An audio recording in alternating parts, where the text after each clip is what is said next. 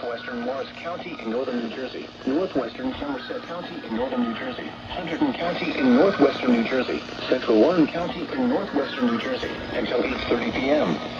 At 2:34 p.m., Doppler radar indicated thunderstorms producing heavy rain across the warned area. Between 1.5 and 2.5 inches of rain have fallen. Additional rainfall amounts of 1 to 2 inches are possible in the warned area. Flash flooding is ongoing or expected to begin shortly. Hazard: flash flooding caused by thunderstorms. Source: radar. Impact: flooding of small creeks and streams, urban areas, highways, streets, and underpasses, as well as other drainage and low-lying areas.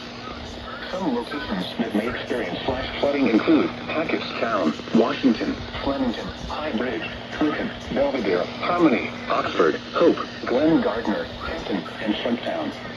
This includes the following highways: Interstate 78 in New Jersey between mile markers 12 and 28. Interstate 80 in New Jersey between mile markers 12 and 13. Turn around. Don't drown when encountering flooded roads. Most flood deaths occur in vehicles. Be aware of your surroundings and do not drive on flooded roads.